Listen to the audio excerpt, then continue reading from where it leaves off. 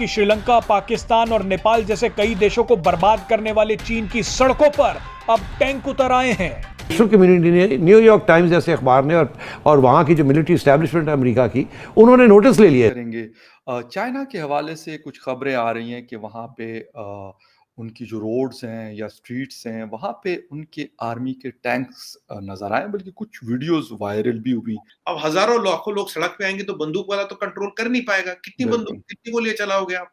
अब इन्होंने लोगों को डराने के लिए वो टैंकें चला दी। समझने की बात ये है, बंदूक के से हालत निकल के तोप पे हालत आ गई चाइना में। ये देखिए, चाइना को फ़खर भाई लड़ना नहीं होता, चाइना को डराना होता है, चाइना को घेर के धमकाना होता है। वो लड़ने वाले लोग नहीं, वो फेसबुक पे फोटो लगाने वाले लोग हैं, वो लड़ने-वड़ने वाले लोग नहीं है। जिसको लड़ाई करनी होती है ना, वो ड्रामा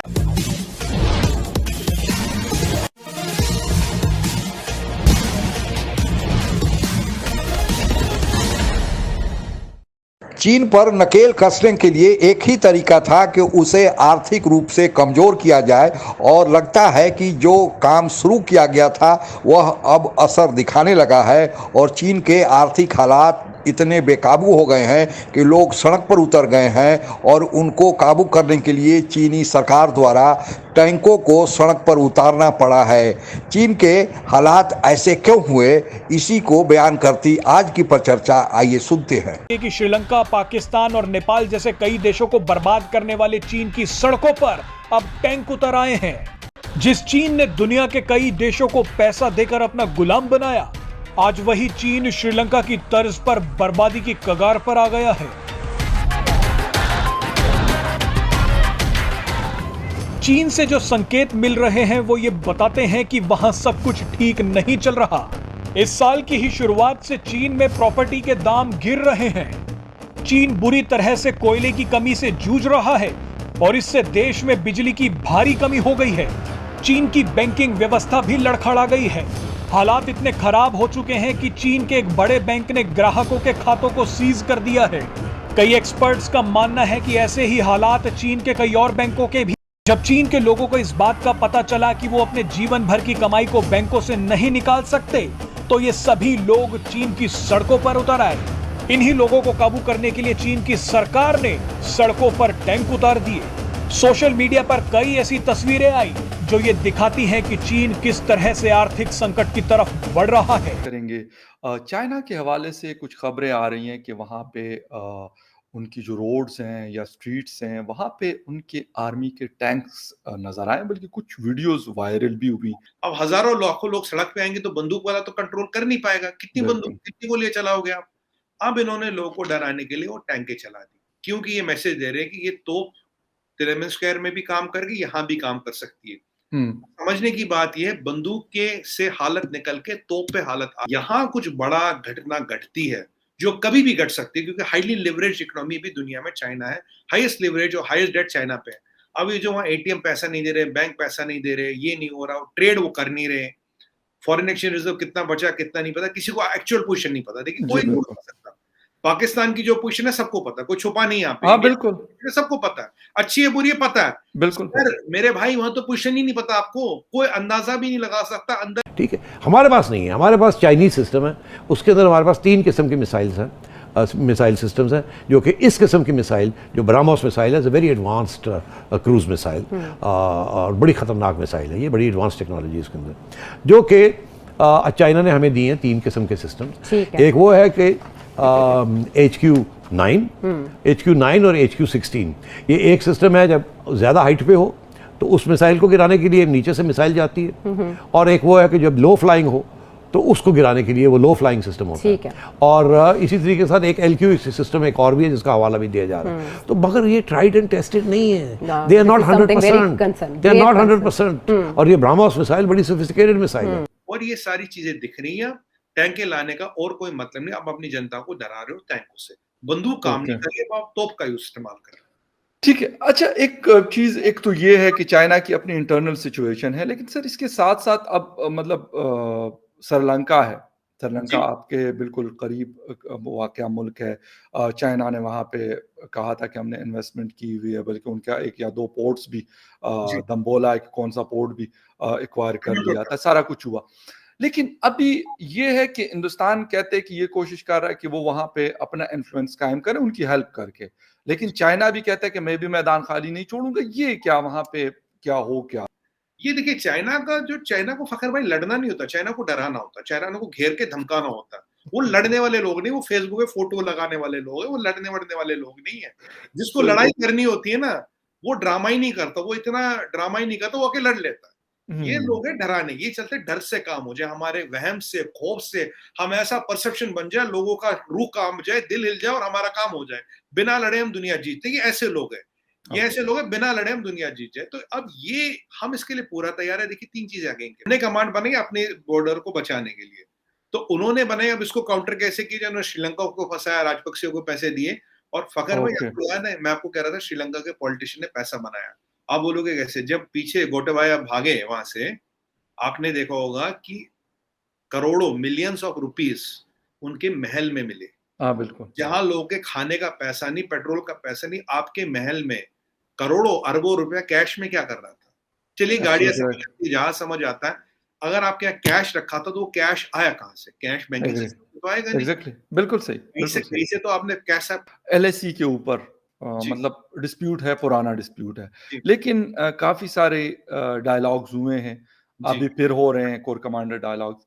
क्या नजर आ रहा है आपको? क्योंकि आपके कुछ फोर्सेस के हवाले से मैंने स्टेटमेंट्स पढ़ी हैं कि वो कह रहे हैं कि चाइना इसको सॉर्ट आउट नहीं करना चाहता, वो इसको थे। देखिए चाइना का ट्रेड दुनिया भर में स्क्वीज हो रहा है, आप समझिए, दुनिया भर में ट्रेड स्क्वीज हो रहा है, एक्सपोर्ट हो नहीं रहा चाइना से।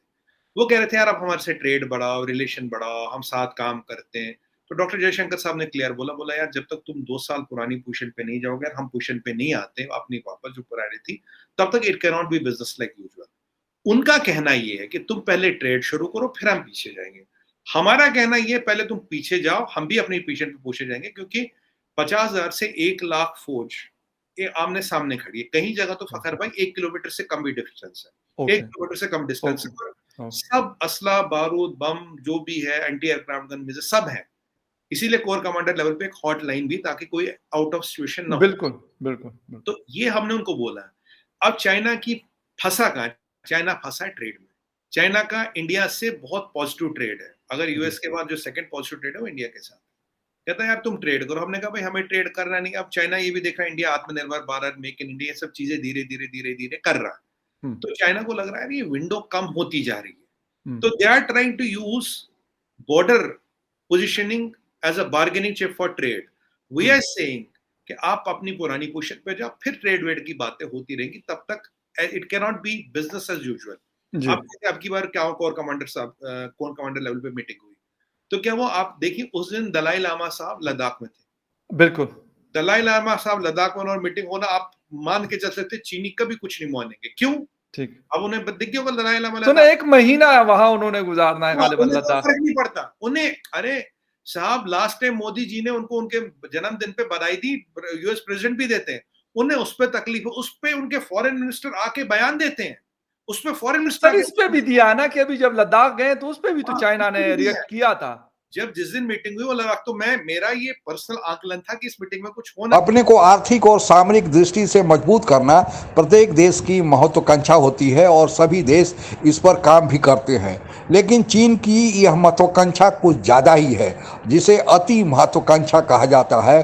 और चीन केवल यही नहीं, अपने आर्थिक और सामरिक शक्ति के बल पर चीन चाहता है कि दूसरे देश भी उसके गुलामी करें और दूसरे देशों का जो भी इलाका हो वह उनमें शामिल हो जाए, दुनिया का वह एक छत्र राजा हो जाए। लेकिन ऐसा होता दिख नहीं रहा है, क्योंकि उसने पंगा पहले भारत से ही लेना शुरू किया और भारत ने उसे ऐसा जवाब दिया है और चीन को घेरने के लिए ऐसी बड़ी शक्ति के रूप में भारत तो उभरा ही है और विश्व के देशों का ऐसा जनमत तैयार किया है कि चीन को अब उसका फल भुगतना पड़ेगा और उसकी शुरुआत हो गई है।